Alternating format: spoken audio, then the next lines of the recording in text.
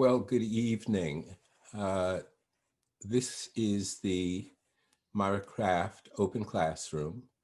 My name is Ted Landsmark. I am a professor within the School of Public Policy at Northeastern University. And this semester, we have had a series of conversations about what's going to happen after COVID. I think particularly after some of the conversations that have been going on politically and in a policy sense recently, we are wondering what happens next. How do we plan for the future? And this series of conversations really is helping all of us to shape an agenda that will almost certainly be put into practice in some new ways come January of 2021. I welcome questions. We ask that you post your questions in the Q&A box. And I remind folks that this session is being recorded and will be archived within a few days. So there will be an opportunity for people who cannot attend this live stream session to at least get a sense of what some of the discussion has been. Our lead guest tonight is Steve Flynn, who's the director of the Global Resilience Institute at Northeastern University. Steve assembled a number of us with the help of our director, Jenny Stevens, over the course of this past summer to do independent research for FEMA. And ordinarily, when we think of FEMA as a federal agency, we think of the way in which they react to crises and disasters. But the work we were enabled to do this summer is much more proactive and put all of us in a position where we could begin to undertake some policy and planning work before that work is actually put into practice. And so with that, I'm going to turn this over to Steve, and he will then pick up with a discussion of what some of that work was, and he will in turn turn our conversation over to my colleague. Steve? Thank you so much, Ted, and thanks all of you for joining this evening. I'm thrilled to be back at the Open Classroom. This is just a tremendous, I think, resource and service. And Ted, thanks for your leadership in putting this series together. As Ted laid out, we have had this rather unique opportunity at the Global Resilience Institute, which is a university-wide institute. So we have almost 120 faculty affiliates from all 9 of the colleges at Northeastern University, including, I'm pleased to say, Alicia Modestino, who's with us, as well as Ted Landsmark. And that allows us to draw essentially on expertise across the university to approach problems through a not just interdisciplinary way, but essentially a transdisciplinary way. That is, we work collaboratively together to bring the insights from our disciplines to tackle these challenges. And our mission is to focus on how we advance societal resilience. That's a grand challenge, given the level of turbulence and disruption we face. And a lot of the work typically is trying to get out in front before something goes wrong and say, here are some smart things you might want to think of do. We gather expertise based on research. And then when things go wrong, we have a chance to go in usually afterwards and say, well, what went wrong and why did it go wrong and what could be done to do better? What was unique about this COVID-19 emergency and is that we were actually able to step in as a university and shape actually participate in the process of managing the disaster. So we were able to harness research that we had and actually help influence and help set priority and provide guidance for how we would deal with this ongoing disaster. Because of course, COVID-19 is unique in that it is really an unbounded disaster, right? We don't know when it will end, but almost certainly right now we know it's well into 2021 and beyond.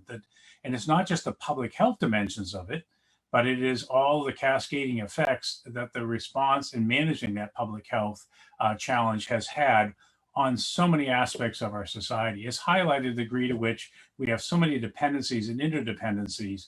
And so we have a disruption of this scale how you can get a lot of unintended consequences. So how do we end up coming into this mix? Well, what happened was early on, as you recall, it took a little while for people to realize that this was a significant crisis, but mid-March was pretty much the tipping point. And it was actually formally at mid-March that the COVID-19 pandemic was declared as a federal disaster.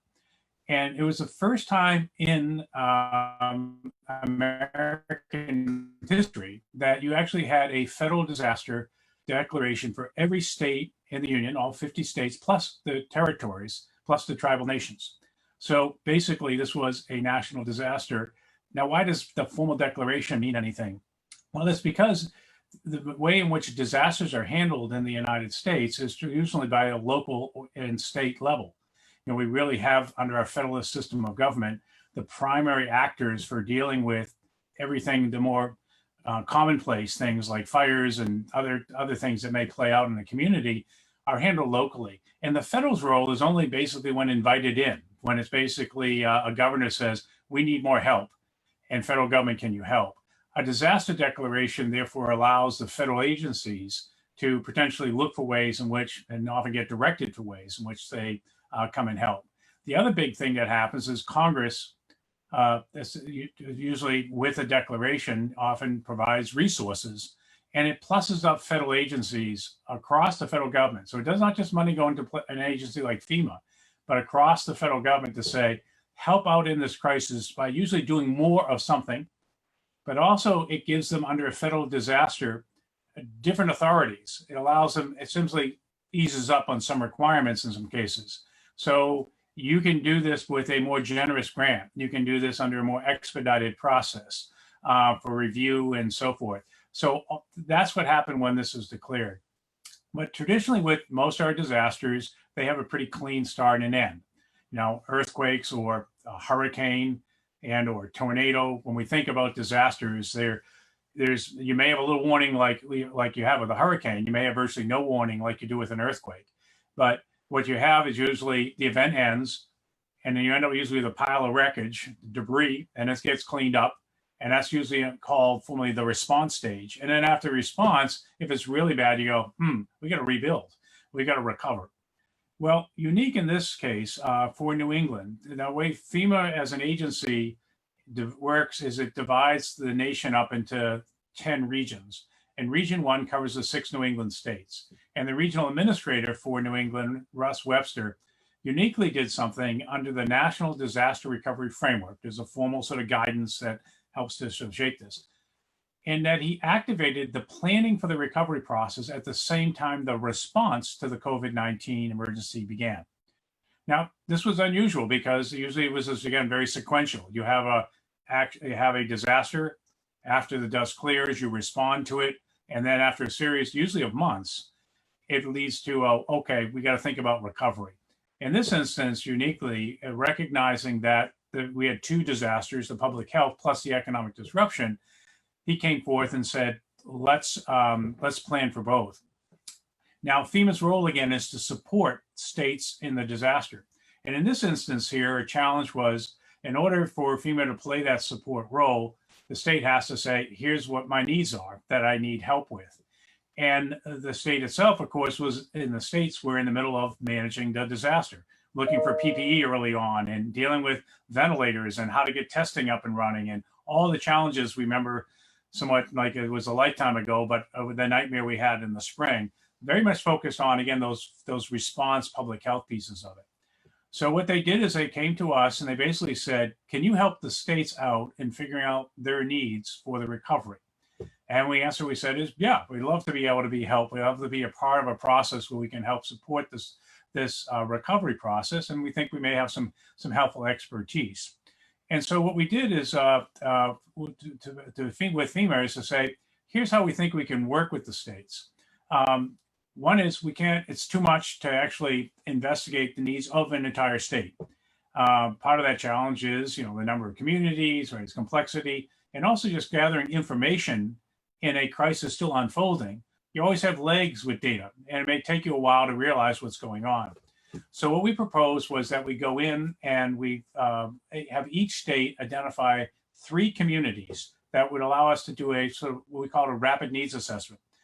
We quickly go in and we would talk to the public officials, we talk to the private sector leaders, and we talk very importantly to social services, faith-based, other organizers who were seeing firsthand some of the challenges that were coming as a result of the disruption associated with the COVID-19 emergency. And then we also asked them not just what's happening now, what are your needs look like now, but we asked them to think ahead. If you don't get any intervention, what is likely to be the problems that you'll face down the road? With the goal of ideally linking up those needs with the with potential opportunity for some assistance from the federal side. That was one piece of this. We ended up with each of the 6 New England states, it was a total of 18 communities. And we actually went out and did nearly 500 interviews with those players across those 18 communities. And in addition to the communities themselves, we ended up doing a lot of talking back and forth with the states who have to oversee this. The other thing that we did was to say, look, there are going to be essentially issues and sectors that we know are going to need a deeper dive and going to need more expertise to try to do the analysis. And so what we basically did was create, you drew on Northeastern faculty to put together what we call the special issues kind of focus. And we're really pleased like that Professor Modestino was willing to take on the issue of looking at childcare and be able to assess that. We also looked at K through 12 and we looked at higher education, but they looked at things like the fisheries and transportation and a whole series of other issues with a more of a sector focus and not just in a community, but looking across the region.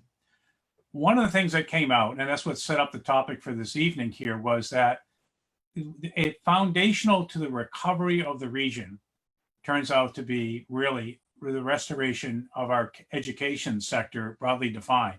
Education going all the way back to childcare and preschool, and then going through K through 12, getting our schools up and running. But especially for New England, and particularly for Metro Boston, the higher education sector is critical to the economic life of the of our region. And so how the education sector essentially was going to recover really deserves some priority attention. And so it became something that we focused along with the states. Now, in some places like in Vermont, where you basically have college towns where the only industry is the college, when the college basically is under enormous financial stress, can't reopen, the impacts are basically devastating for the community. It's a bit like communities that may have had a military base and the base disappears. In this case, though, usually with military bases, you got some warning. It takes a while because people have resisted for, in some cases here, where we're facing communities that basically where colleges had to shut down and have profound disruption on everything from the restaurants and coffee shops and all the sort of economy that's built around providing services for those places. So that's, I'll finish here now, and I want to now move it over to Alicia, but I want to finish by sort of highlighting that this sort of recognition of education as foundational to recovery. When we're living it now, we're like, but of course, I mean, come on. I mean, you know, how are we supposed to work if we can't have our kids, able to be taken care of? Many of our social services are provided to children in schools, so it's an important way in which we do this. I mean, of course, how would we recover without doing that? Well, after 9/11, now 19 years ago, and the U.S. Department of Homeland Security was stood up, they identified 16 critical infrastructures that were essentially things that the federal government, states, localities should focus on making sure you safeguard. Guess what was missing from the list? Education. So education as a critical infrastructure is something that I think is a real takeaway from the COVID-19 emergency, but the federal government is not set up to treat it as such. And so our data gathering was very important in both highlighting that there's this big elephant in the room challenge, and we got to figure out how we kind of manage our way through that. And we're going to share a little bit more about that. We're going to look this evening at both, again, the sort of beginning part of that end there, the childcare side. We're going to hear a little bit more later about the K through 12, and then a chance to talk about the higher education, and then more broadly about how we think about recovery. At core to resilience is something we call, our axiom is the goal is not to bounce back, but it's to bounce forward. The key is every time we have a disruption, We want to make sure that we actually learn from it and adapt to it. And so we come back ideally stronger and better and more equitable and more sustainable. These are things that I know that a line of mine is a disaster is a terrible thing to waste. They command our attention, they command resources. So let's try to get out in front of making sure that we come out in a better place. And so it's not just trying to put things back together, especially when they weren't that good to start with, that we already had plans, we already were thinking about it. Is a way that we can leverage the way to accelerate going forward. That's the key. So most of our folks, investigators, not just looked at what happened, but also have provided recommendations about going forward that could be a better place for us as a society. So Ted, with that as a setting up here, I'll kick it back to you. Or maybe we move to Alicia to provide some insights from her work. Well, we will move to Alicia, and I hope that you'll also speak just a little bit about the work that you did with the Federal Reserve before coming to Northeastern, because I think that that very much informs some of the approaches and certainly the research and analytical tools that you've used for taking a look at your work this past summer. Alicia? Sure. I'd be happy to. I'm Alicia Sasser Modestino. I'm an associate professor in the School of Public Policy and Urban Affairs and the research director of the Dukakis Center for Urban and Regional Policy, along with Ted as the director. And before this, I spent 10 years as a senior economist at the Federal Reserve Bank in Boston. And I was in the New England Public Policy Center, which is a group of regional economists. And we essentially study all sorts of economic issues for the New England region.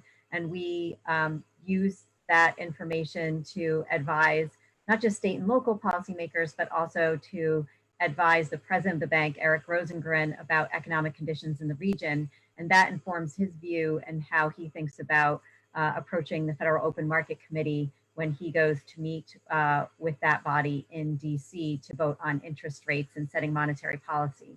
So we also, in our team, we also included Bob Treist, who is the chair of our economics department here at Northeastern, who used to be my boss at the Boston Fed.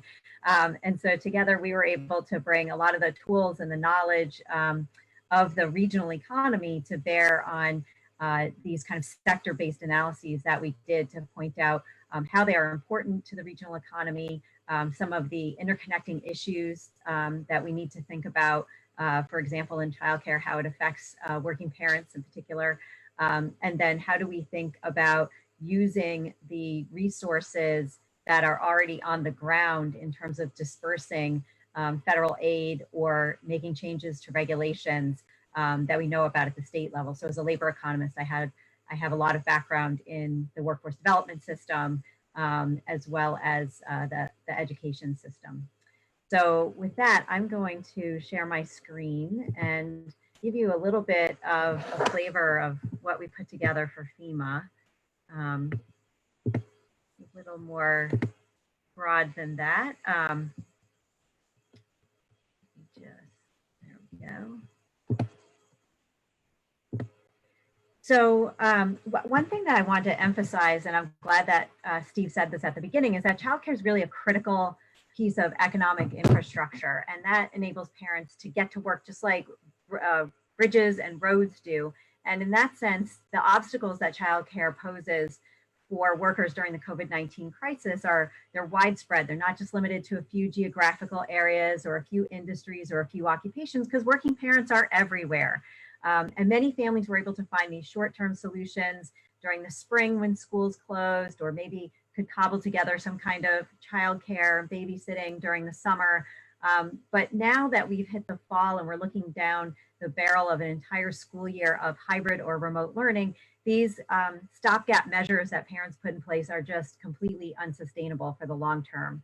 And the longer that this childcare crisis continues, the more likely it is that parents, and in particular women who usually bear most of the childcare burden in their families, are going to be dropping out of the labor force. And in fact, we've already seen some evidence pointing in that direction. So basically, a full economic recovery just cannot happen without childcare. Some people asked me initially, I actually started this line of research before we started this FEMA project. And some people ask me how I got into this. It's because I'm living this. So I have 4 kids. They range in age from 8 to 20. I know it's a wide age range, but in particular, a lot of what I'm dealing with now is focusing on the 8-year-old, but even all the way through the high school kids. And when schools shut down in March, the regular juggling act of combining work and family just, increased exponentially for me and for all working parents. And so I turned to a colleague of mine in the business school, Jamie Ladge, and said, we got to go get data on this because we need to study the magnitude of what's happening. And so you have these anecdotal articles that came out, moms feeling like they have 5 jobs, the parents not being all right. Where we knew that parents were struggling with this, but we didn't know the degree to which it would affect their labor market outcomes. Of course, there's always the tension in balancing work and family and what happens in terms of household decision making. You see that headline there: nearly half of men say they do most of the homeschooling. Only 3% of women agree. We find that in our data also. The coronavirus, being a disaster potentially for women. And then now, as we're heading into the school year, right, parents are panicking. They're giving up their careers. They're spending lots of dollars on these piecemeal solutions for the school year. And what's really been amazing to me is that a lot of policymakers and administrators in the K-12 system, which we'll talk about next, really did not recognize that they play a key role in providing free childcare so that parents can go to work. And so even if you have an after-school program that you're filling in with, those 6 or 7 hours of the day that are covered by the public schools are really essential. Childcare is not just important, thinking about individuals and who needs to get to work, but it's a really large concern for a large share of the workforce. So 1/3 of the workforce, 50 million workers, are living with a child under the age of 14 in their household. And even if you think about the share of children that are in paid childcare, it's about 1/3 of children who are ages 0 to 4, but even up to 1/4 when you include those above age 4 who are in school as well. And so prior to the pandemic, about 60% or about 12 million children under the age of 5 participated in paid childcare. And childcare facilities include things like, large daycare centers, but actually includes a lot of small home daycare providers. So these are sole proprietors who are watching, up to 5 or so children in their home. They're licensed daycare providers. And that's a really important piece of this story because that is actually the more affordable part of the childcare industry, and also the one that is the least supported in any of the recovery efforts that we've had to date. And then other things that individuals do in terms of childcare is obviously using all sorts of more informal arrangements with relatives, grandparents being the biggest share of those relative type arrangements. Yet during COVID-19, when there's a greater risk for older individuals, those arrangements may not seem very safe anymore. And so again, limiting the options for parents.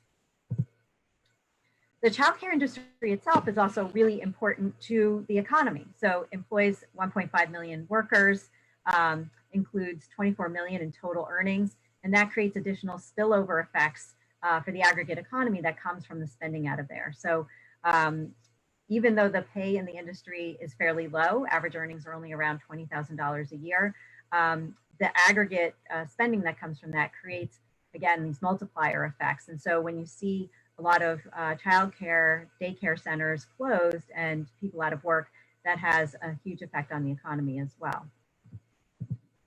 New England actually has a higher rate of childcare usage than other parts of the country. So the US average is about 54% or so of families are using paid childcare. In New England, this ranges from 55% in Rhode Island to up to 70% in Massachusetts. It's very highly correlated with having dual earner families and high labor force participation among women.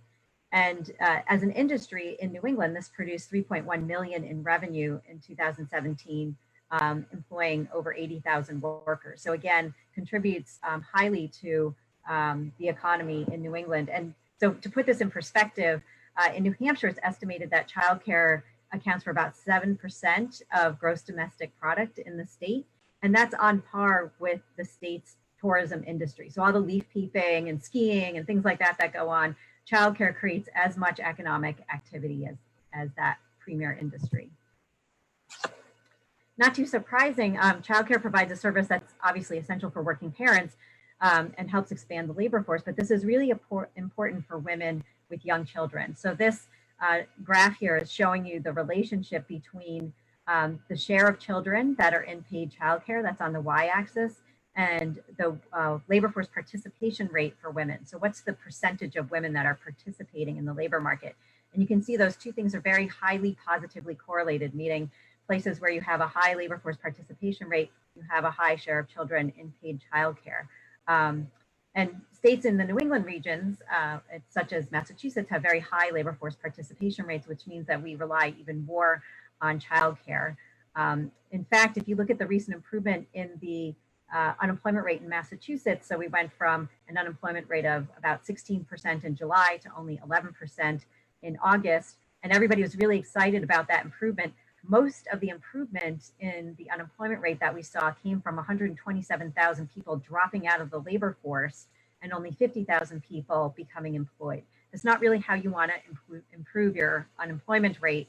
And I can't say that all of this is due to childcare. It could be retirements, could be other factors, but certainly childcare is going to be playing a role in this. And recently, actually just today, the Wall Street Journal released the findings from a survey done by McKinsey & Company and Lean In, which found that 1 out of 5 women in their survey report that they are thinking about dropping out of the labor force because of the lack of childcare.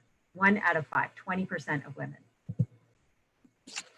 The other thing to keep in mind when we're thinking about the childcare industry is that margins have always been very thin. And so these restrictions that we're seeing in terms of public health safety restrictions, like the number of children who can be in the centers based on the space, and also the ratio of teachers to children, really place an outsized burden on childcare providers. So childcare is a really labor-intensive business. You can't really automate it or outsource it. So there's no opportunity to achieve any kind of economy of scale. There's no technological innovation that can really lower the cost of care.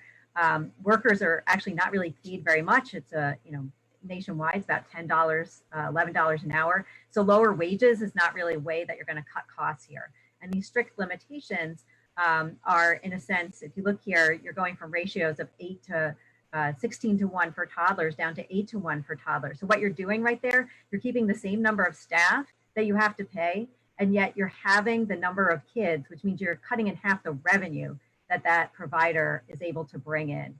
And then you put on top of this costs for cleaning that have to happen overnight, PPE for all of the staff, also toys. So as my daughter tells me, not sharing is now caring in the COVID-19 world. And so you can't have kids sharing markers and other kinds of scissors and toys and things like that. So that's another expense that's been put on childcare providers. The other thing we need to think about is, even though childcare providers don't make huge profits, daycare is also still very expensive. It was expensive before the pandemic. It's likely to be even more expensive now with the restrictions placed on reopening, because as these expenses go up for daycare providers, they really don't have too many choices other than going out of business or raising tuition for the parents. And so what was expensive before is now becoming completely unaffordable. And over the past 2 decades, we've seen the cost of childcare double, while wages have relatively remained pretty stagnant. Among the New England states, the cost of childcare as a percent of median income ranged from about 16% in Maine to 26% in Massachusetts. So imagine that. It's more than a quarter of our median income just to send a child to daycare. The burden of childcare typically falls more on women. We're seeing this during the pandemic, but this is a chart from even before the pandemic that was done by the Centers for American Progress. And when families can't afford or can't find childcare, you find fewer women entering the labor market. So this chart is showing you that the difference, the dark blue bars are when the family is able to find childcare. The light blue bars are when the family did not find childcare. For dads, doesn't really make a difference. 95, 96% of dads are still going to be working. For moms, the share of moms that are working drops from 89% to 77%. So it has a big impact on women. The other thing to keep in mind is that even before the pandemic, Black and brown families were more likely to live in what they call childcare deserts. That means places where there's really very few childcare options.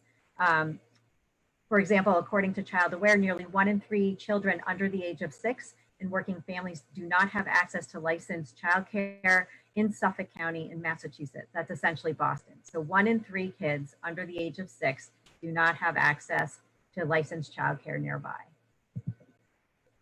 Now, the disruption that we saw from the pandemic raises lots of different concerns for these different parts of the industry. So for the childcare industry itself, we had these closures that happened in March and April. There were plummeting enrollments, enormous loss of revenue. Most were home-based care providers. They couldn't access the Paycheck Protection Program. In fact, only about a quarter of the industry got a PPP loan. And even getting a PPP loan does not really mean that you're going to be completely solvent. So I actually got the financial statements from my child's daycare as I was researching this, and saw that they went from a net profit of $20,000 in March to a loss of $50,000 when she reopened in July. And she had a PPP loan. Most of the loans were less than $100,000 for these daycare providers. About 40% say that they're going to have to close if they don't get additional government support. And it's estimated that we could lose as many as 450,000 childcare slots nationwide. During the Great Recession, we lost about 120,000. So this is an epic loss of childcare slots. So think about this: supply of childcare going down right at the moment where the demand with hybrid and remote learning is going up. Childcare workers, we saw 350,000 childcare workers lost their jobs between March and April. We've only recovered about a third of those jobs. In addition, as you saw, this is not a highly paid position. About half of childcare workers were on public assistance before the pandemic. So many of them were on unemployment. They just lost the extra $600 a week that came with unemployment insurance benefits. And so we're going to see, continued decreases in terms of consumer spending just by keeping more folks out of work. Parents, right? Among working parents who reported needing care, nearly 2/3 had difficulty finding care. 33% said it was extremely difficult. This is double to what parents were reporting just 6 months ago. Why is that? Because we just cut in half the number of slots that we had. And children. So a recent survey done here in Massachusetts found that 84% of parents were worried, my child is missing out on important developmental opportunities, so socialization and learning. And we've seen this recently with parents testifying to Commissioner Riley that, we need our kids back in school. Remote learning is not particularly effective, particularly for very young children. So what did we do? We conducted a national panel survey of 2,500 working parents with a company called Pure Spectrum between, ironically, Mother's Day and Father's Day. We did not plan this. This was the quickest we could get our act together in terms of getting this survey out. It turns out people were wildly responsive around this time when answering questions about work and childcare, so it worked out quite well. We asked a lot of things. It was quite a long survey. So we asked about your time use before and during the pandemic. I'm going to show you what that looks like for men and women. We asked about people's work status before and during the pandemic, including working from home, reducing hours, job loss, the reasons for the changes in those work status. So I think our survey, of all the ones that I've seen out there, including the Morningstar survey from the New York Times and others, we are the only ones that asked specifically why you cut your hours or lost your job and included childcare as an option. So we don't have to guess if women with children are not working, why it was. Because it's a she session out there, in case you haven't noticed. Women are more likely to be working in occupations and industries that were harder hit by COVID-19. So think a lot of service occupations, healthcare occupations, education occupations. We asked about work policies and practices that might mitigate some of this burden. We asked about well-being. And then we asked about a lot of different demographics so that we could cut things by age and gender and race and other kinds of interesting facets. So what did we find? So first of all, only 30% of working parents had any kind of backup childcare during the spring. I know that I did not, so I'll fall in that 70% who are struggling. And there's significant disparities between low and high income households. And here I'm defining high income as 75,000 and above. So it's not particularly high to be in the high income household. And so these are very stark differences here. So in terms of having any backup, so the blue bars are the high income households, the red bars are the low income households. And a lot of these high income households were ones that could rely on a nanny, a babysitter, a former daycare. So I heard a lot of stories about families going and snagging employees who were not working in the daycare because it was closed and having them watch their own kids, other friends and other types of backup. We found that women were significantly increasing the time that they spent each week on schoolwork and playing with children, as well as cooking and cleaning. So what this chart is showing you is the hatched part of the bar is what people were doing before COVID-19. The solid part of the bar is the increase since COVID-19 hit. The blue bars are men and the orange bars are women. So you can see there, anything that is solid means that they increase the hours they were spending on these tasks. So women, and the stars are indicating to you that they are statistically significant increases. So women significantly increase time spent with children on schoolwork and playing. They significantly increase cooking, cleaning. They also watched a lot more TV. I'll attest to that. They also exercised more, did a lot of running.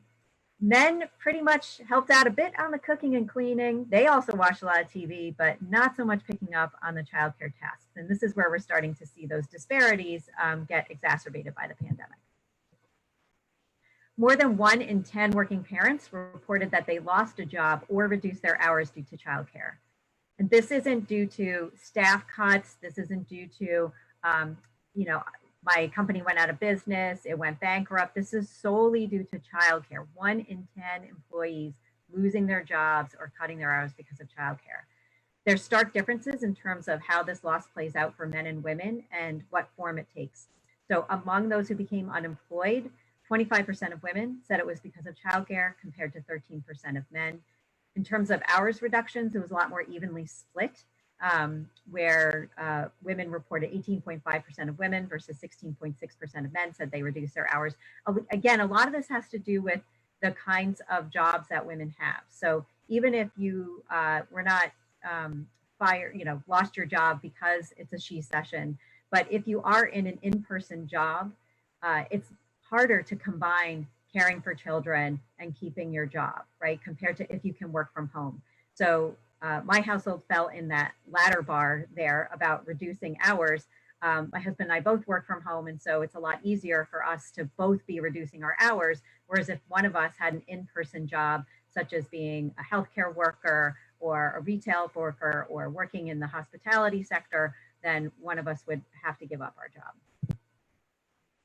On average, working parents gave up somewhere between 10 and 12 hours due to a lack of childcare. So here I'm showing you for men and women, the reason that they changed or reduced their hours.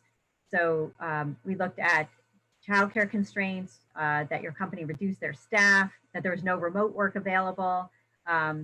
If you owned the business, that the business dropped off, or if you were an essential worker. I actually expected essential worker maybe to go the opposite direction. You might have increased your hours. But across the board, working parents were reducing their hours. But this is all to say that childcare is as important a reason as all of these other reasons in terms of losing your job or reducing hours. You might have thought like, oh, maybe they're just losing 1 or 2 hours a week, right? No, they're losing more than basically a full day of work because of childcare. The other thing we looked at was the availability of different workplace policies and also their use. So that's the bar chart on the left there. We looked at things like sick time, medical leave, disability leave, family leave. I think the big takeaway there is, even though these things were available, they're much less likely to be used, but particularly for family leave, right? So 24% of our respondents said they had family leave available. Some of these individuals lived in states that have paid family leave, as well as maybe their company might have offered it. Only 4% took it. That's pretty standard of what we've seen in the past, that family leave does not get used as much as it could be. And probably, during a recession, you're much less likely to even take family leave if you think there might be consequences for doing so. On the right-hand side, we also looked at workplace practices that got put in place in response to COVID-19. So offering work from home, offering a backup childcare subsidy like extracare.com benefits, making sure there was no penalty for taking time off, having unlimited unpaid time off, And you'll see there that, offering work from home, which is really, it provides some flexibility, but isn't too costly to the company, was the #1 thing that companies did. Offering a backup childcare subsidy was also fairly popular. And then we also asked about the support for national paid family leave. About 80% of our respondents said they strongly or somewhat support a national paid family leave. And that's something that we'll also be looking up in the follow-up survey we're going to be launching later this week, actually, to see if that has changed over time, the longer that parents are home with their children, if they might support paid family leave. So it's not all on policies, but a lot has not been done necessarily by the federal government. So employers are finding additional ways to support working parents beyond subsidies. So here I'm just listing what the biggest companies are doing. That was in the New York Times a few weeks ago in terms of time off and money for childcare. But that picture on the right shows you a small employer in Pennsylvania, I think it was. And what they did was they realized that their workers were struggling to be able to monitor their kids and their remote learning and also get their work done. So they flipped to the office. So now you drop your kid off at the office and they provide supervision for remote learning, and you, parent, go home and work and be productive at home and then come back and pick up your kid later. We've seen other companies like Toyota has set up their own remote learning school for their employees. We see other manufacturers doing similar things because they've realized that factory workers' absenteeism is off the charts compared to what it usually is, mostly because parents need somebody to supervise their children. So we're seeing more employers stepping up with some innovative ideas. But with many other social trends, the pandemic really has only served to increase the inequality here in terms of who's getting this help. So you're more likely to be getting these kinds of flexible hours, paid time off, money for childcare, if you are more highly educated and in a higher earning position. Now, to date, a lot of the recovery efforts we've seen, I like to classify it as putting a Band-Aid on a gunshot wound because it doesn't really seem like it has provided much help. There are a lot of barriers to applying for the Paycheck Protection Program. Only 25% of family childcare providers even got a loan. And even those who got one were still underwater in terms of being able to reopen given the new public health guidelines. We had a federal relief package in March, the CARES Act, that provided $3.5 billion for the childcare industry through these childcare development block grants, which might sound like a lot of money, but it was less than each of the major airlines got in terms of their bailouts. We don't need a lot of airline travel right now. We need a lot of childcare. And even the funds that states got really just don't go very far. It's $2,200 a month for each eligible childcare center. And then in the absence of substantial new funding, as I mentioned, we're projected to lose about 450,000 slots nationally. Congress did expand unemployment insurance benefits for workers who were unemployed because they had to take care of children. They also put in a temporary paid leave program that nobody seems to know anything about. It provides 10 weeks of paid leave at 2/3 of your pay. You can use it between now and the end of the year, but it only applies to employers with less than 500 individuals, and also exempts healthcare workers as well as small businesses who say that it would be too much of a financial burden, and nobody knows how to access it. Only one New England state, Rhode Island, has a paid leave program. Massachusetts is set to start their paid leave program in January. We came up with a couple of recommendations for FEMA to think about. One was just providing money to start off with. The childcare industry just needs a large scale and immediate bailout. Clasp estimates it's going to cost about $50 billion. And actually that would pay off within a year because the loss of productivity from people having to call into work, not show up, not be able to put in 100% even when they are working from home. Turns out that costs $57 billion a year in the United States, even before the pandemic, when we just had a childcare crisis instead of a childcare emergency. Absent a full-scale bailout, we really need to start targeting these PPP loans to small businesses and in particular to childcare providers. We need to get rid of some of these barriers that banks put in place about having to have a prior banking relationship with them. We need to make sure that the bankers are not overly restrictive in their lending requirements.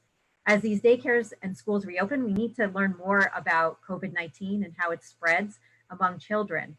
and find out what are the most effective public health measures. I don't know if any of you noticed, but as a parent, I was watching very carefully what happened with daycares and day camps this summer in Massachusetts. No major outbreaks, right? So let's figure out what it is that they're doing right and get more kids back to school. Do we need to be 6 feet apart if kids are wearing masks? Maybe it's 3 feet apart as the state, has put in guidelines. We need to get schools and districts to be thinking more about how to weigh the cost and benefit of this to be able to provide care for and developmentally appropriate care for our kids. Employers obviously need to be part of the solution, continuing to expand childcare subsidies, maintaining or even expanding into on-site daycares.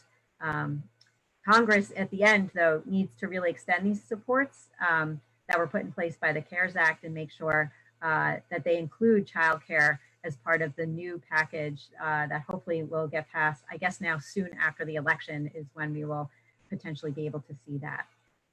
So that's most of what we covered in terms of the report that we put together for FEMA. And I'll be happy to answer questions either now or we might hold those until later. Well, I think we should probably have those questions here now. Sure. That would be great. And, I will point out that this work was very influential. As early as April, we were identifying, I know in Connecticut particularly, that this was an issue that was impacting one of the things, essential workers being able to go to work. And as that started to happen, FEMA mobilized efforts within HHS, the Health and Human Services, started to engage the SBA and around the PPP program to try to target and provide support, looking where areas of pickups and so forth. So that was going on in New England. The rest of the country wasn't catching up, I think, until your op-ed started coming out. And then really it's now very much part of the national conversation, of course. Not necessarily we get to solutions, but really commend the work that you've done. It's really been cutting edge and enormously impactful. So, but Ted, over to you for managing our Q&A maybe portion of this part of the program. Well, I want to start with a question. I'm curious, given that you undertook this research over the course of the summer, and we're now about a month into the school year, what are your observations of what's going on with young people now so-called back in school, but not necessarily back in school in a way that takes them out of the situation they've been in at home over the course of the past 6 months? Yeah, so that's actually why Friday we are launching our follow-up survey to go back out to these same working parents and ask them, how's it going now? Now, you might have had a couple of stopgap measures, like I said, that you could put in place with, I had neighborhood babysitters coming in the summer and things like that. But I can tell you it's, from what my observations are as a parent and a school member and a community member, my school district, for example, the plan they came up with was being 1 week remote and 1 week in person, which I don't know anyone's job who is 1 week on, 1 week off. It's really, we tried to put together a school pod and hire somebody to supervise 1 week on, 1 week off. Impossible to find somebody who wants a job like that. The other thing was because, so this was the arrangement that the teachers union felt most comfortable with in order of limiting the spread of the disease. The superintendent felt that he really had to support the teachers. A lot of them were thinking about taking leave, and it turns out after the district adopted this 1 week on, 1 week off, they had so many teachers take leave that the school district is remote until November 1st because they need to hire more teachers. And I'm hearing about this in many, many other districts where lots of teachers were given up until the middle of August to signal whether or not they would take leave. And I'm not faulting any teachers for making whatever decisions they need to for their families and their health and their safety. But in terms of coordination, this ball got dropped by the state in such a big way in terms of not providing more guidance. I mean, if you look at Rhode Island, right next door to us, the governor was very forceful right from the start saying, we're looking for as much in-person instruction as you can get. if your transmission rate is below this, you should be in person. Let's talk about in-person instruction, in person, right? We didn't hear from Governor Baker until, again, the middle of August that, hey, if your transmission rate is under 5%, you're in the green zone. You should be going. And by that point, all of the plans were in place. I'm seeing, on Facebook and other places, kids are already logging off the Zoom. They're tired of it. They can't sit there for 6 hours a day doing it. The parents, we already had a Zoom outage in my town. We already had Zoom bombing, right, where they're passing around the Zoom link, and high school kids are doing things that high school kids do, right? So it's just, and especially at the elementary school level, it's just not developmentally appropriate to expect kids to be able to learn remotely for 1 week solid at a time. So then, from your perspective as a researcher and as a parent, what are the kinds of things that you see would be most useful in this post-COVID period, whenever that comes? Yeah, well, so there are a few things that did happen that are, hopefully going to help. So one thing was Governor Baker did allow after-school programs to run remote supervision. So any of the after-school programs, like at the YMCA, they are running a remote supervision that parents can sign up for and pay for. Again, the capacity there is very limited because they still have to follow the same public safety protocols that all schools and daycares would have to provide. So it's not going to expand the amount of childcare slots tremendously. One thing that was a little bit interesting in the executive order was that it specifically said that parents could not be paid to do this work, which when you think about how many parents might be out of work and that someone might have had to give up their job to do this, if I had another parent who was willing to supervise a group of 4 or 5 children and could pay that parent to do that would go pretty far, right, to helping me, to helping that other parent. But that option has not been able to be on the table because of the restrictions. I'm sure there are lots of licensing and other things that people are thinking about, but right now we're in a state of emergency where we need to bring all the tools to bear. I think finding other ways to expand daycare slots is really important. So I know the YMCA is scouring around the city of Boston to find additional space and locations to run these remote learning centers. We have lots of corporations that have empty office space that are not being used. We've got the John Hancocks, the State Streets, who are our pillars in terms of, providing corporate leadership, and potentially being able to provide space, would be helpful if they're not going to be bringing back their workforces anytime soon. So I think it's an all hands on deck situation at this point. A reminder that we are receiving questions from those who are watching this. And if you have a question, please just type it into the Q&A box and we will get to it. One of the questions to have come in asks whether you have any comparative statistics regarding the impact of the pandemic for countries that provide more generous childcare support for their families. We've often spoken in terms of those nations, particularly across Europe, that have subsidized or in other ways supported childcare. What do we know about what's going on there in relation to the kinds of challenges you've seen here? So I haven't heard anything specifically about, preschool childcare.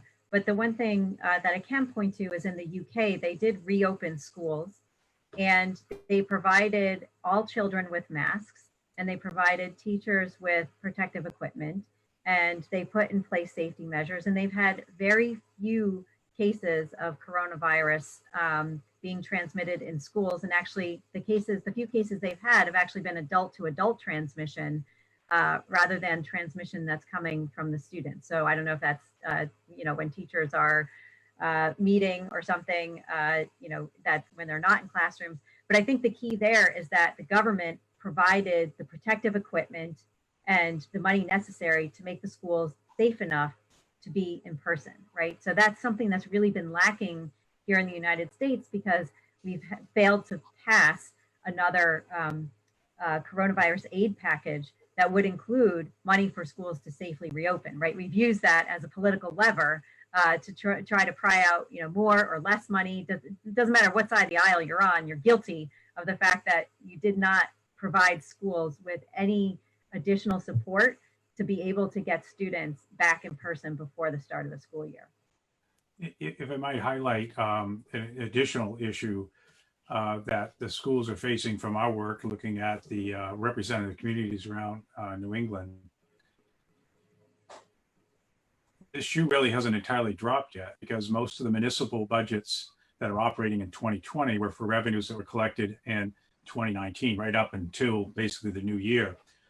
And what we heard time and again from municipalities is that as we move to 2021, when you have failures of small business, when you have growing issues of housing insecurity and other, just at the time when the needs for municipal services and the cost of education sort of riding is going up, municipal revenues are going to be going down rather significantly, and they don't have to go down much. In many of our communities in New England, between 80 and 90% of the budgets of the municipalities are fixed costs, basically. These are obligations, everything from pensions and so forth, but obligation must be met. So the services they provide can only be filled in by that other 10%. 10% of the budget or 15% of the budget and so forth. Now, school budgets are often, again, working in parallel with what may be the actual municipal budget. But that being said, as we see the costs necessarily going up, there's almost certainty of municipal revenues going down. The backstop for most municipalities is the state, various taxes that are collected for that. A lot of those are tied to tourism and hospitality, which in New England has taken a particularly brutal hit. And especially problematic has been to the degree to which our tourism industry in Metro Boston and many places like along the coast of Maine are really Memorial Day to Labor Day. I mean, there's a very compact period of time. But as you also go to other parts of the economy, like one worry right now I know in some of the few rural communities in northeastern Connecticut, Christmas tree farms, they have 1 month of making revenue for the year. And right now, there's the likelihood of a lot of people packing up and with the family and going to a Christmas tree farm looks pretty small. Even the poultry farms that are small and food to table kind of things have struggled with restaurant closures. And so these impacts are cascading. Again, that feeds into municipal resources. And then ultimately, when we talk about, okay, you need more resources to provide safe settings for school and education. And you have now additional needs that have to be met as food insecurity rises, as homeless insecurity rises. And for some reason, we're almost in a surreal place in the United States right now because these are not a part of the topic of conversation. They certainly weren't a part of the horror show we saw last night as a presidential debate. But what we really are seeing right now at the community level are these very practical issues that the COVID-19 is having. And we're not organizing ourselves in the kinds of systemic ways we need to address the emergency. And I think one of the things that Republicans and Democrats have tussled over in the latest coronavirus aid package that they have failed to come to an agreement on is state and local aid, right? So Democrats are looking to put in, I don't remember the exact number, but a large $500 billion, I think, in state and local aid. Whereas Republicans are wondering, like, what do they really need that for, right? Well, the thing is they need to fill in, right, to stopgap these municipalities, to pay off for these extra costs that come from running schools and other things. And as an economist, I think Republicans would like to just carve out just that school piece, right, and provide aid directly to schools. That's not really how schools get funded in the United States. They get funded mostly locally.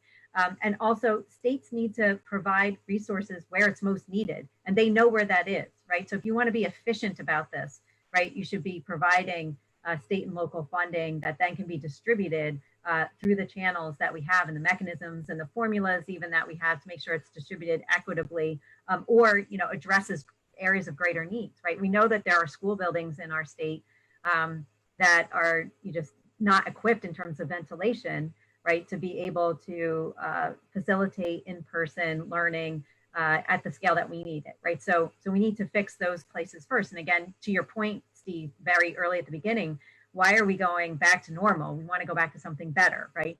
So why would we just try to put in these stopgap measures and wait for a vaccine when we have an opportunity to rebuild schools so that they are better facilities that would serve for learning in the future, like whether or not there is a pandemic and we have to worry about ventilation. All schools should have good ventilation anyway, right? They should have good running water and clean bathrooms. I think the article from the Globe last year really highlighted, right, the deterioration in a lot of BPS schools and the conditions that kids are learning under. So we should use this opportunity to address that.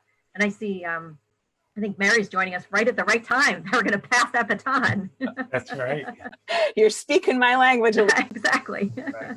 That's perfect timing. Our other guest this evening is Merrie Najimy, who is the president of the Massachusetts Teachers Association.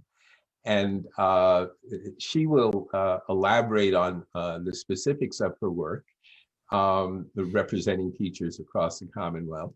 But I'll start by asking, frankly, that I'll start by welcoming you, but I will start by asking, what are the kinds of issues that teachers are now seeing as we are back to school in these first few weeks of the school year? Right. You know, the issues are old and they're new. Let me quickly speak about what they're seeing now, and then I'll kind of go back in time to talk about how what we're experiencing now is really a continuum of what we were experiencing during COVID. You know, we are before COVID. There's a lack of stability that we were concerned about from the beginning. If you read the Boston Globe every day, you know, every week, 3 days a week, there's report after report that saying, an educator contracted COVID, so the school had to close because it was starting in hybrid, or a student or a cluster of students contracted COVID and it started, and so they have to close a school. Some of it's just closing one school, be it the high school. Some of it is an entire district has changed their plans and decided to start remote. For educators who have agreed to a hybrid model, a hybrid is either looking like some days on with half the class while the other class is remote, and then the other half that was remote the next day or a couple of days or the next week are hybrid. So it's a real struggle who's supporting the learners at home while the educator is supporting the students half the class in front of them. There's a more insane model where the educator is actually expected to teach half of the students in front of them and the other half on the screen up ahead of them at the same time. None of this is a way to build any kind of continuity. So we're seeing large dissatisfaction with the hybrid model. We're seeing that in places who've agreed to go into a hybrid model, there's back orders of things like air filters or even air purifiers, and school has started. We're seeing that there's back orders of Chromebooks. So students who are supposed to be home with a Chromebook don't have access to their materials yet. We're still we're still in the middle of negotiations. And so there's a lot of details that haven't even been settled in terms of what the model should be like, what are the triggers for going remote, how many, you know, it's chaos. And we took the position from June that the governor should call for a virtual start because educators made the commitment to redesign the remote learning model because it didn't work in March. The reason why it didn't work in March was because we had a 24-hour notice that schools were going to be closed and we had to start remotely. Had we started virtually from the beginning of this school year, we would have had time to plan for the phased back in to school when the conditions are right. We would have had time to resolve all of the outstanding environmental health and safety issues. And the number one issue that, a big issue that still goes unresolved is our call for rapid, regular surveillance testing to be done with all educators and all students, the way we're seeing happen successfully in places like Tufts University and Boston University that are opening without incident because they're able to do the surveillance testing. We could have dealt with all of those issues and had stability for children from the beginning, instead of children going to school one day and suddenly the next day it's closed, or children about to enter school one day and suddenly at 6:30 at night it was announced the school is closed. That is no better for students and their emotional wellness than it is to actually starting with stability in a remote model is far better than having to make these rapid changes that are unexpected.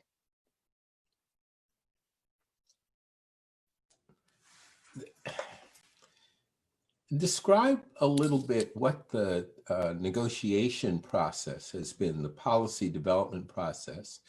I mean, this is a circumstance where you have teachers and administrators, people who run facilities, superintendents, parents, the kids themselves, and state authorities who are all involved in trying to make some decisions. What has the policy development process been like, engaging all of those people? And why does it seem so chaotic at this moment? Yeah, you know, that's so the MTA has an environmental health and safety committee, and we met weekly. We have our own set of experts from higher ed who are professors in infectious disease, et cetera. We've consulted with MKOC, we've consulted with physicians, we've consulted with a variety of different public health and safety officials.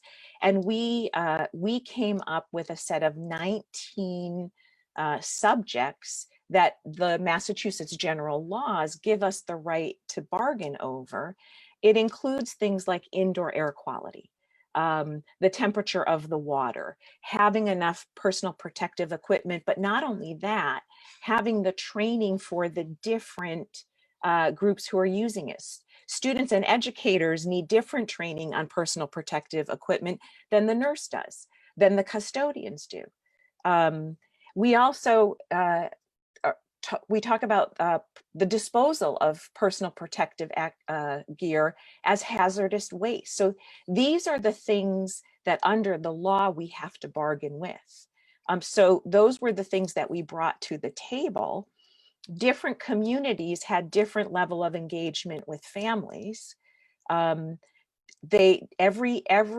school committee, superintendent, and Teachers Association also, we counted on the MTA's guidance, the guidance from their local boards of health, and the guidance from the state. One of the reasons why things were chaotic was because the Commissioner of Education insisted that every local come up with 3 plans for reopening school: a fully remote plan, a fully in-person plan, and a hybrid plan. You know, in a 10-week period, you can't focus on 3 very different and specific plans and do any one of them well. And again, that's why we were saying, start with a remote plan, give educators the time and the professional development that they need so we can create a stable environment for students while the state is tackling the issues of internet connectivity, of building health and safety, of implementing rapid, regular testing. That didn't happen. The commissioner came out with guidance every week that was inadequate.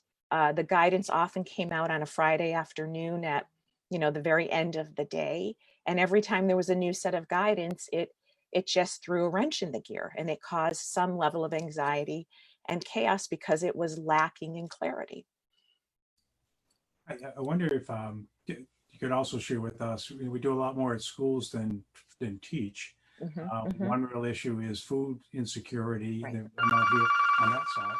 Right. The other issue that we face, of course, is special needs students who receive services. How are some of those things being dealt with in this very, very turbulent environment? Yeah, well, so here's where I want to go back in time a little bit. The disparities that we're seeing in public education or public health, housing, food, job insecurity, income insecurity for families have existed long before COVID, and they've only gotten worse because of COVID, and they are a result of structural racism via historic disinvestment in the public good, not just public schools, but the public good.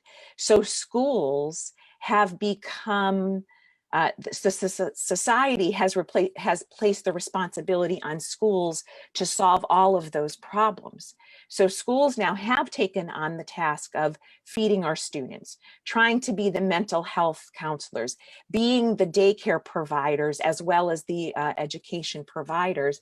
And it's in the schools that are community in low-income communities and communities of color, where they have been underfunded. And the Student Opportunity Act was actually designed to give kids in communities of color and in low-income communities of color, students with special education needs, immigrant English learners, an equitable education. But it hasn't, so the funding for the Student Opportunity Act isn't fully implemented this year. The good news is we have level funding budgets. So the very first problems that we had to solve when the pandemic first hit in March, and I think this is where the commissioner took the right course, we had to figure out mutual aid solutions. We had to make sure that we had food distribution systems for our students. But what wound up happening was students who had 2 meals a day, but needed to count on dinner at home, too many of them, because their families now were in crisis, were now only having 2 meals a day and not having dinner. We're going to be back in the same problem of food distribution if the pandemic if there's a resurgence in the pandemic and we have to go shut the whole state down again. Our students with special needs, we have to give them priority, but we have to find a way to give them in-person learning, but in buildings that are safe. And this is one of the biggest challenges. Before COVID-19 hit, when I would go and visit places like Revere or Brockton or Fall River or New Bedford, or Randolph, the gateway cities, it was the same story. Mold infested buildings, rodent infested buildings. So those buildings weren't able to handle indoor air quality, and they weren't safe from pests before COVID. They haven't been fit. I mean, Worcester did the right thing, and a lot of it is because of the work of the MTA. They're investing $15 million into improving the air quality in 39 buildings. So the challenge is, how do we bring our neediest students, be they homeless students, English learners, children with significant special needs, into spaces to give them in-person learning when the buildings are not safe and have to meet a new level of safety because of COVID-19. So it's not a solution that is easy to find, and I don't know that anybody has really done a good job with that yet. One of the data points that came out of our FEMA research over the course of the summer is that on a whole, New England has had a declining population, and where to the extent, for example, that Massachusetts lost a congressional seat back in 2010. But the populations are beginning to stabilize in some communities and actually to rise almost entirely because of the arrival of new immigrants. We have a student demographic that is dramatically different across New England, not just in Boston and Cambridge, but across New England, that is much more diverse. how is that diversity impacting on what we're seeing at the start of the school year?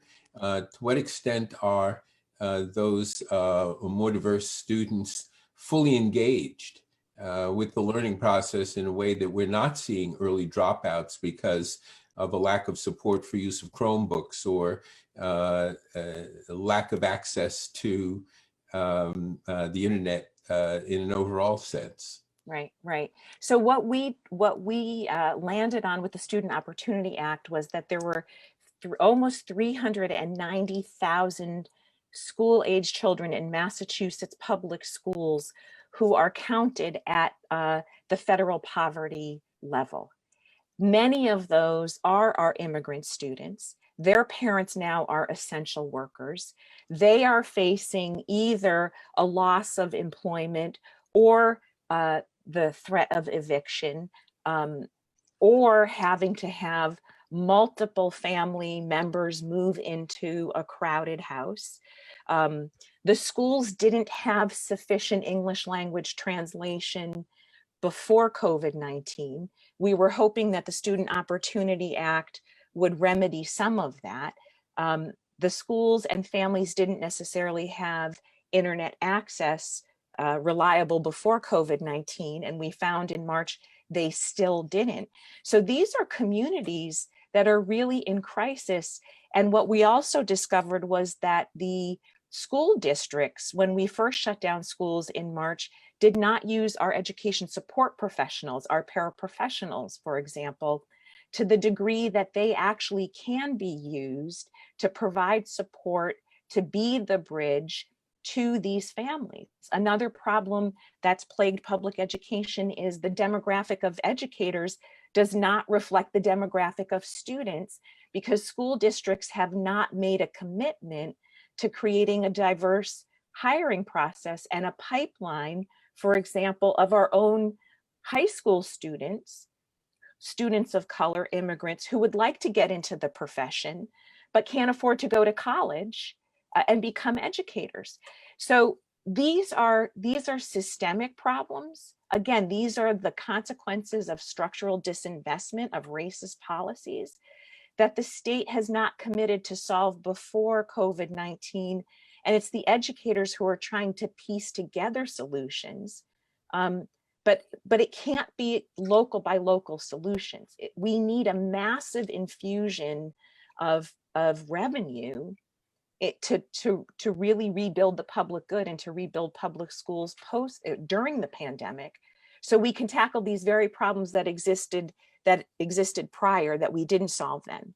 They're now worse, and we need more resources to solve them. So Steve pointed out that the likelihood is great that we will actually have fewer revenues than we've had over the past few years.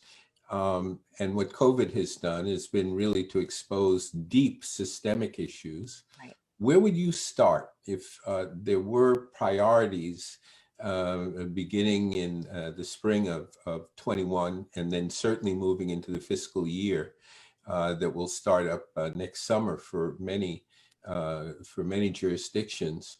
Where would you start in terms of investing the funds that would be available? And I pose that both to you and to Alicia, who preceded you, to talk about childcare needs. Right, right.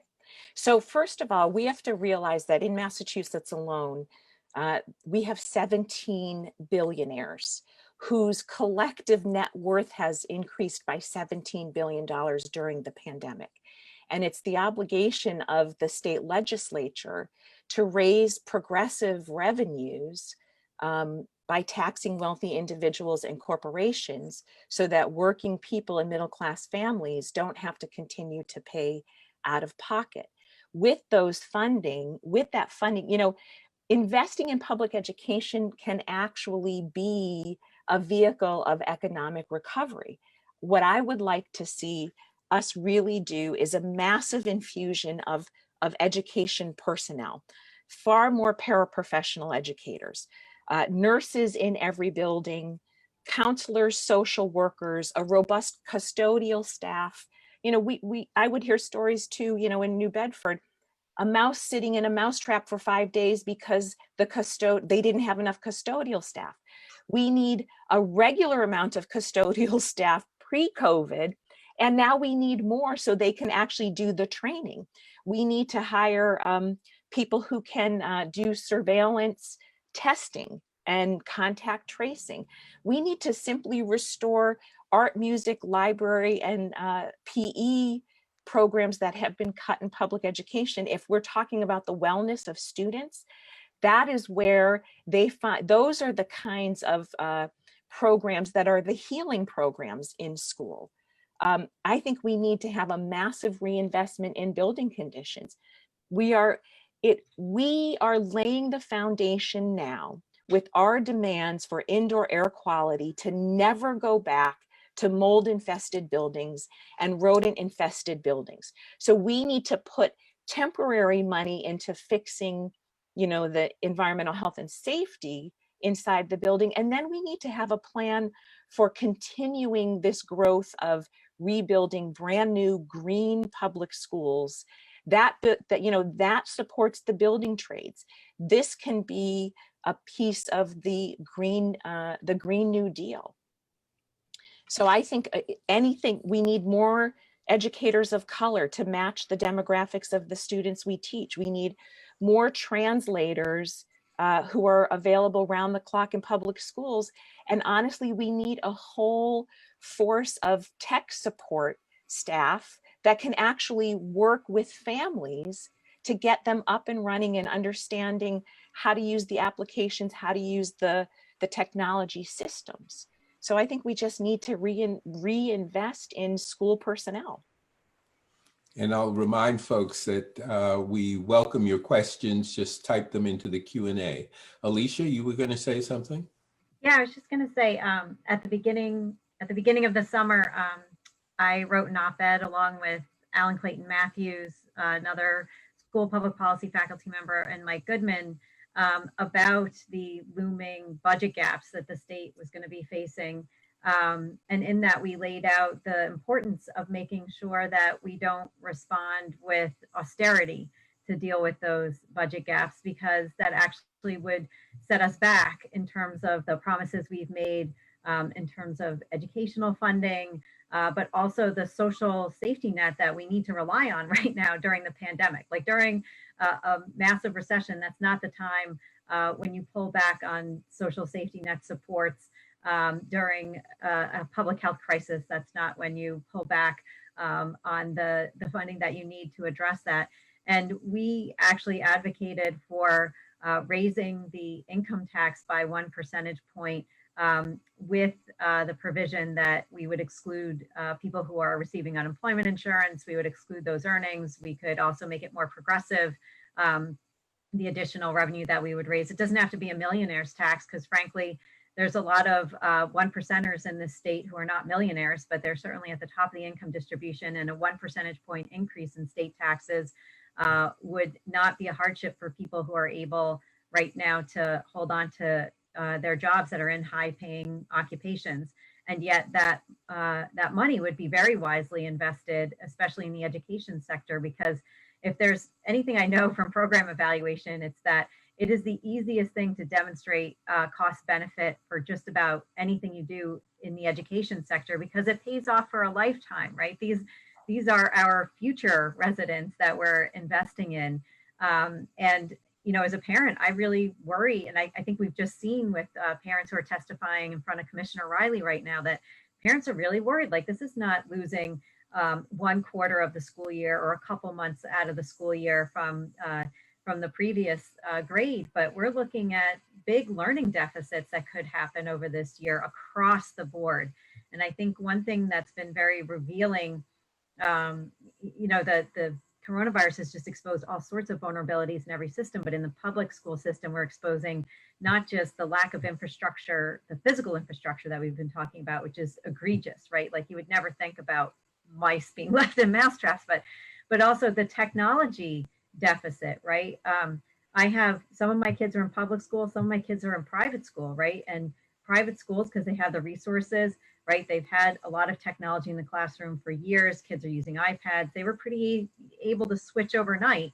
right, to providing a remote learning environment. It wasn't perfect, it wasn't great, but it was pretty formidable compared to my kids who are in the public school system. And it's not that I fault the teachers or the administrators. They just had none of these tools put in place. They don't have an IT department who can deploy, devices and training over a weekend to get things up and running. So I think it's really exposed how we've underinvested in really important ways in public education. And it feels like we haven't brought it into the 21st century in the way that we need to. So I really hope, that as we come out of this pandemic at both the state level, the federal level, that there could be a new deal for education, right? Because I think it's really exposed. This is a critical piece of infrastructure, to go back to Steve's point at the very beginning. And it's not just in terms of the childcare provides for working parents. That was a lot of what I was talking about, but in terms of the critical infrastructure for the new workers who will be entering the labor market 10 years from now, 15 years from now, and the foundational things that they need to be learning this year. I think we need to add to it, as well as the fact that the economy coming out of this emergency, which almost certainly is going to run through 2021, but it's going to be different than the one we had. So the skills that we're going to need to support that economy, is going to look different than where we are. And we're going to need to turn to the education sector here for that to happen. And so the investment, obviously has to be there. But I wonder clearly with systemic issues, we require this level of investment to go forward. But we are in this sort of emergency right now, and any workarounds would be helpful to get us through these moments. Now, there's always a downside to some extent when you come up with some workarounds, is you don't address the systemic issues. But given that this is so disruptive for companies, so disruptive for employers, and employers have some assets, they have space that generally is places where rodents do get cleaned out in under a week, and also have technical sort of support and can provide. Are there examples of communities that are, tapping maybe some civil society resources? And my hope for that, and this is only aspirational here, but is as we get players more involved and they get more, you also get more recognition of the systemic issues, and therefore hopefully coming out of the crisis, you have a cohort of players who are willing to much more advocate, be more generous in the budget and so forth here. But beyond trying to solve it within the existing, group of players that we have, are there ideas, are there examples where we could draw on, in the nearer term here to address this crisis? Yeah, so go ahead, Alicia. I was just going to say, we've seen employers, like I said, it's starting, but it hasn't gotten widespread, right? We've seen some large employers who are setting up remote school for their employees. So like Toyota or some of the other manufacturing companies, because they've realized that this is impacting the ability of their employees to get to work. We've seen smaller firms who are converting their office space, right, as remote learning, sending the parents home to work, so sort of flipping the office. But it hasn't been widespread. And, I think one piece of this is, I think everybody, like you said, the pandemic doesn't have a clear beginning and end, right? So if we knew a vaccine will definitely come, but it won't be till June. So look, corporate America, you stay home, work from home, and we're going to fill up your office buildings with kids who need to be supervised in safe environments, right? Like that would be a great game plan. But, the way I've seen corporate America work is we'll bring you back to work in August. Well, okay, it's August. We'll bring you back to work in January, right? And then we're going to see what the world's like in January. So there's a lack of certainty here in terms of being able to plan, right? So we're still in that response phase, which makes it hard to plan, for the recovery phase. And Merrie, I think the other thing to think about is the economy has begun to open, and everyone is dying to experience a sense of normalcy, and it's just not possible. We have to be honest and acknowledge that we can't go back to normal yet.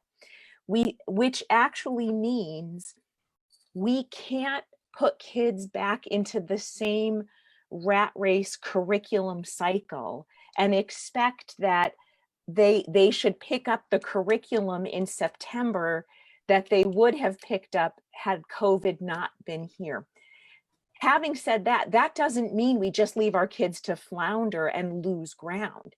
This is a moment where before COVID-19, education, when I started teaching 30 years ago, I came out of the multicultural education movement where we were doing amazing work with pedagogy and curriculum that elevated the identities of our students, that affirmed who our students were. All of that, and it made them, we know that when children see themselves inside of the curriculum, it's motivating and they will do well. Because it has meaning to them. That was all smashed as high stakes testing and the standardization of education came in. This is an opportunity now to slow down and really rethink curriculum so that we are meeting the demands of the Black Lives Matter in School movement, which is calling for things like ethnic studies, really having anti-racist discipline practices and policies, having more educators who look like the students that they're teaching. This is the moment where we can be reinventing curriculum, making it hands-on again, bringing back the arts, which has been pushed out, turning to more project-based so that kids can find joy in learning while they're home. And the expectation is they will still learn how to read and write and do math, but using new alternatives. Let me give you an example. For the last 10 years, whether I was teaching kindergarten or third grade, we would watch the Cornell Lab of Ornithology bird cams, and we would study the hawks who settled in the playing field from January till June. I developed an integrated curriculum of reading, writing, math, art, and science. We can still do those things during the pandemic and kids will still learn, but they won't be in this heavy cycle of pre-test, do the work, post-test, get to MCAS. That's what we're trying to replicate by getting back to the buildings, and it simply isn't going to work.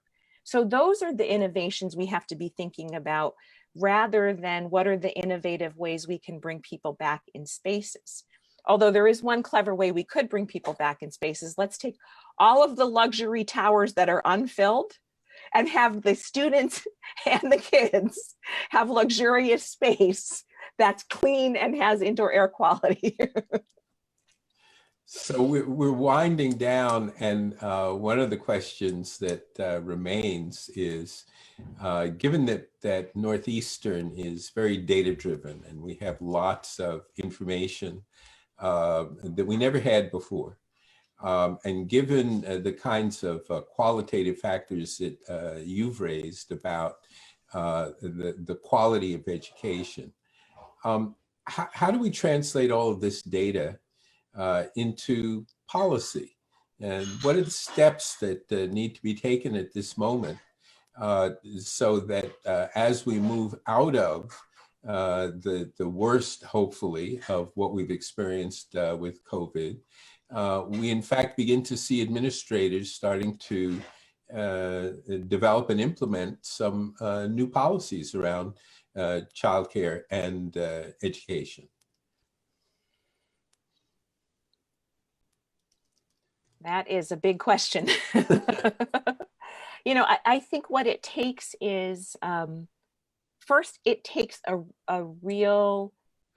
political will to say we are not going to go back to the way things were before the pandemic, and we're not going to try to replicate normalcy during the pandemic.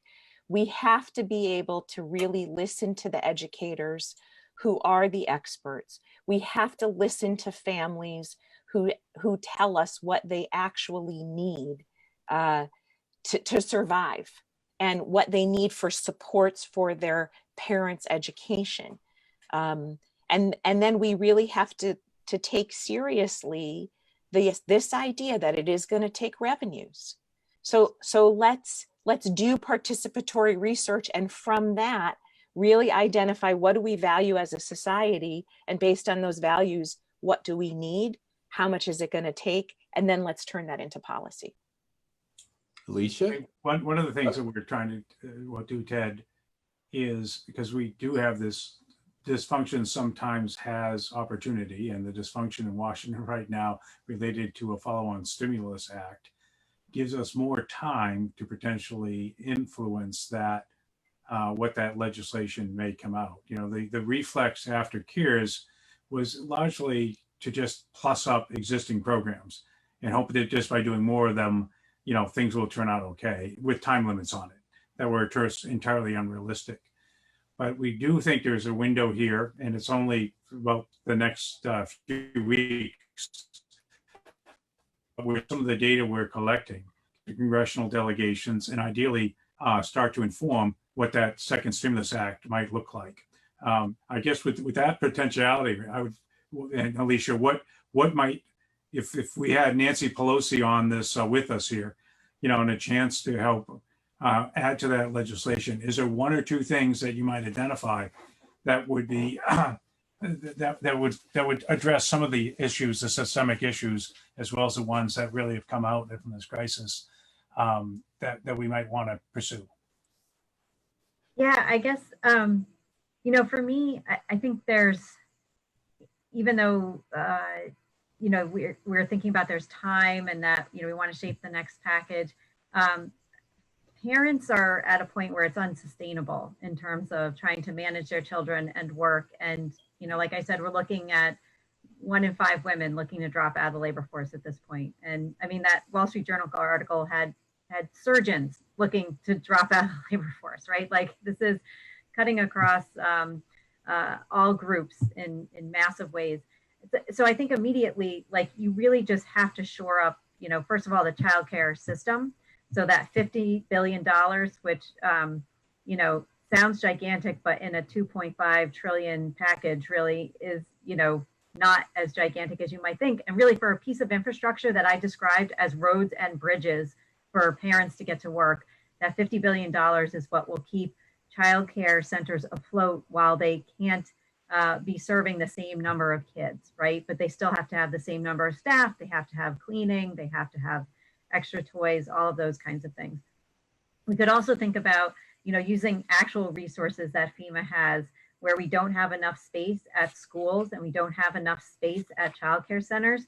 You know, some of those FEMA structures, right? Those portable kinds of pods, and, you know, that we've used even for classrooms and things like that. It's, you know, we can even be thinking about those types of things to, if we actually need space. I think the other thing that we really need at this point, in addition to money, is leadership, like really clear leadership, clear guidance, clear thinking. And as much as, you know, I love New England, I love Massachusetts, but 351 cities and towns doing something different right now is not working. I think, Merrie, you started with highlighting the fact that there are teachers who work in one district where it's 1 week on, 1 week off. Their kids go to school in a district that it's a couple days in and a couple days out. Like, we've had lots of teachers take paid leave, not because they're necessarily afraid of being back in the classroom, but even because their childcare issues are not being met. And part of that problem is that, again, you know, maybe well-intentioned, that the state thought by having school districts provide 3 plans that we were going to get the best thinking. I really thought that they were going to look at everyone's plans and then say, and so this is the model that we should all follow, right? Like, and we should all be on the same page and coordinated, and we're going to all support this model with our best thinking and efforts and investments. And that didn't happen in Massachusetts. It happened to some extent in Rhode Island, which has been more successful in having a more coordinated start to the school year. So, so I think it's not just money, but I think in a time when there's great uncertainty about when this will begin, when this will end, and what will happen for kids, that we need more coordinated action than maybe we're not used to. In New England, we like to think that everybody has their own local control, but this is a time that we need more regional coordination than ever. And then I think at the end of the day, that in the federal package, we just have to provide more financial supports for the fact that we will never have enough childcare slots, Not every school district will get to be in person because they don't have enough space. Like my public school district, they will never be fully in person because they don't have the class sizes are so big relative to the space in the school that even 3 feet apart with masks, they can't do it. So this year there will be no full in person. And I think that's probably very likely across many parts of the state and many parts of the country. And so if that's the case, and there's going to be people who need to take paid leave, or there's going to be people who lose their jobs, or they have to reduce their hours to watch children, then they should be getting the unemployment benefit coverage that they need for that. They should be having access to paid leave, because this is, God willing, a temporary crisis. It will have an end. We just don't know when it is. And so, you know, if you can't fulfill having enough childcare slots or enough in person, then you need to at least replace the income that some of those parents would have been earning to make those families whole during the pandemic. Because if you don't, we're already seeing consumer spending slow down because of the expiration of the $600 in UI benefits. And because we're seeing consumer spending slow down, the labor market's slowing down. There was a study that came out of Cornell, a survey of furloughed workers, that found that 30% of workers who had been furloughed and then recalled, they've been laid off again. And another 26% have been told by their employer, you're probably going to be laid off in the next few months. There is another wave of layoffs that are coming. And so, you know, if anything, we need actually, you know, more supports to be extended. I think, Steve, you said it very well. You know, we put these ridiculous time constraints on it, like, oh, we'll be fine by July. And that hasn't been the case. So I think it's those three things: provide more childcare by providing the funding for it, provide more clear leadership and coordination for schools to get back into session safely, and to provide the supports where it's just not going to be sustainable for everybody to be able to be in person and exactly back to normal. And I just want to add a couple more like really concrete things to what Alicia is saying. The MTA is part of this Massachusetts COVID Response Alliance, and it's made up of community organizations, you know, the housing advocates, the child care advocates, the different unions in the AFL-CIO, the Massachusetts Teachers Association, the American Federation of Teachers. And we are actually calling on those very things that Alicia just named: extended unemployment insurance that goes to pay for families who can't work anymore because they have to take care of children, expand the individual voucher system, because now we have, you know, elderly parents who've maybe left their jobs to take care of the children, you know, the grandchildren, and now they're without income. But they could be, you know, they need access to the expanded vouchers. We have to add to that, the governor must extend the moratorium on evictions. Today I was part of a press conference speaking exactly about that. And one of the organizers of the press conference had to leave to show up to block an eviction that was happening at the moment. So these are our working families. These are our single mothers. These are our mothers of color with young students. So there are advocates and organizers in Massachusetts working on these very things now. We need a responsive governor, and we need a responsive legislature. So one of the things that really, you know, comes out, I think, importantly out of this conversation, and when you approached, you know, me about what part of this needs assessment we've done for all of New England should we focus on, why I step forward, you know, with education, is again recognition of how foundational it is and how largely taken for granted it has been for you know, our way of life, and certainly for the success of our communities and for our economic lives. The heart of the resilience imperative is that comes from that things that we often have treated in silos and isolation turn out to be very interconnected. And every time we make a connection, we create a dependency. And the more connections we create interdependencies. Right. And they're great until they're not, because then everything fails very badly. And so, but if there is a silver lining, and maybe it's more of a tin one than silver right now, but if there is one here, it is perhaps that what has been invisible may be more visible. And that what we recognize that, you know, just sort of putting Band-Aids is not going to get us to the place that we need to be. I think that the places real urgency on continue, not just gather data, but to translate that data into real recommendations, and then finding voices that can be helped out there, trying to bring about those changes. So I'm thrilled to have been a part of this conversation this evening here, Ted, and I hope, and I'm very, very grateful for the work Alicia's doing, and Merrie, for what the work you do each day in your day job, advocating for this important sector. I do hope we find out of crisis some opportunity. Yeah. Could I just say a few words about higher ed, because too often higher ed gets left out. And right now, Massachusetts public higher ed is in crisis. It's hemorrhaging because they have experienced in many ways more of a historic disinvestment over the years. Tuition and fees are going up. Programs, faculty, staff are being cut. We're experiencing this adjunctification of faculty.